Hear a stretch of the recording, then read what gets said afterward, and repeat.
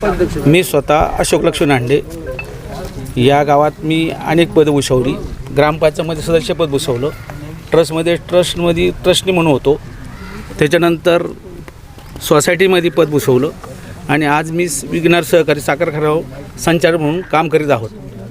या जडणघडणी गावाच्या जडणघडणीत सामाजिक काम करताना आमचा सामाजिक बांधिलकी या हिशोबाने आम्ही पुष्कळ कामं हे केली, पण वादविवाद कधी घातले नाहीत. आणि आज त्याशी तुम्हाला बाईकमध्ये जे ट्रस्टी आहेत ते म्हणले बुवा अशोक हांडे यांनी बुवा किंवा चंद्रकांत मनोहर हांडे यांनी बुवा ठराव सह्या केला.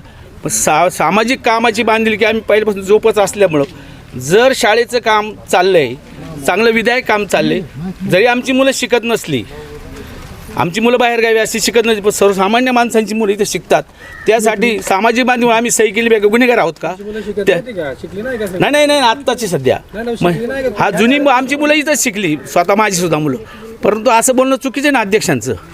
दुसरी गोष्ट, जे ट्रस्टची मालकी म्हणतात ते 16 फ्लॅट जे इथून पुढे अलॉट केलेत त्यांची मालकी हक्क ते 16 प्लॉट पुरतीच आहे. इथून जर ग्राउंड हे जे आहेत याच्या मालकी हक्काचा काही त्यांचा संबंध नाही. हे स्वतः म्हणजे नकाशामध्ये तुम्ही आत्ता जे पाहिलं त्यात दाखवलेलं आहे. आणि तरी दादागिरी करून असं सांगणं किंवा समाजाची बांधिलकी न मानता कुठंतरी समाजात दुही माजवणं हे आत्ताचं यांचं काम चालू आहे. परवाशी इथं पालक समिती मिटिंग होती, त्यावेळेस इथून खजिनदार मनोहर शंकर हांडे या बाजून निघून गेले, पण तिथं आले नाहीत. म्हणजे अशी यांचे काम आहे. त्याच्यानंतर या गावात त्याच्यानंतर एक ग्रामसभा झाली, ग्रामसभेला त्यांना बोलवलं होतं, तरी ते ग्रामसभेला हजर न राहिले नाहीत. आणि उद्या चुकीच्या बाईक तुम्हाला देऊन गावात ग्रामस्थांमध्ये मतभेद तयार करतात. अशी माणसं ही कामाची नाहीत नाही गावाच्या हिताच्या हिशोबाने.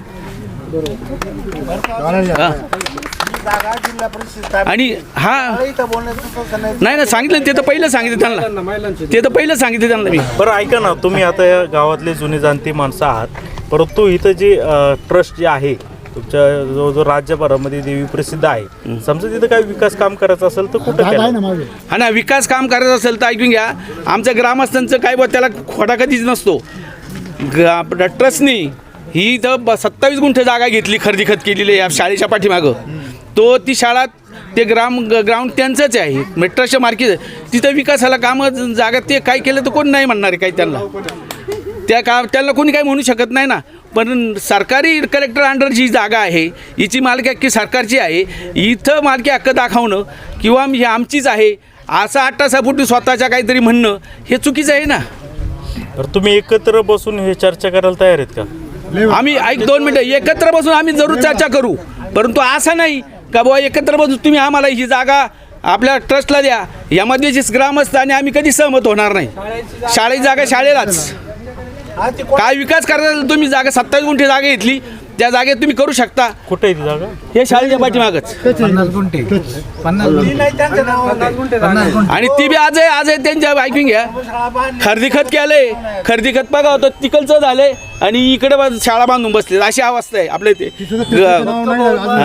ग्राम त्यांनी जो मुद्दा तुम्हाला देश मांडला ना, त्या ठेकेदारांनी आमच्या जागेतून हायड्रा नेला आणि आमच्या पेवर ब्लॉकचं नुकसान केलं, असा त्यांचा जो मुद्दा होता ना, तर सदर जी जागा आहे शाळेच्या मागची ती उमरज ग्रामविकास ट्रस्टने त्यावेळेस खरेदी केलेली आहे. परंतु सदरची जागा ज्या जागेतून आम्ही हायड्रा नेला ती जागा गजानन गोपाळ हांडे यांच्याच मालकीची आहे अजूनही, आणि यांच्या खरेदी खत पलीकडच्या बाजूला झालेली आहे. ठीक आहे ना. मग आता मी काय विचारतोय, तुमच्याच गावची शाळा, तुमच्याच गावचं देवालय, विकास कुठं करायचा?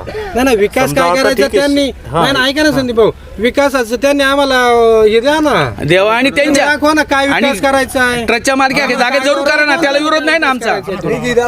त्यांचं फक्त हे बोलायची त्यांनी फक्त काय विकास करायचा आराखडा विश्वासात घ्यावा तुम्हाला. नाही मांडायलाच पाहिजे आणि करायचं असेल त्यांच्या जागा आपल्या ट्रस्टच्या मालकी जागेत करा, कोणता विरोध नाहीये. आता क वर्ग दर्जाची कागदपत्र जी दिली गेलीत ना, त्यांनी जे सबमिट केले पुढं प्रकरण, ते मागच्या वर्षाला सपनाताई रांगट यांच्या नेतृत्वाखाली त्यांनीच कागदपत्र दिलीत क वर्ग दर्जाची.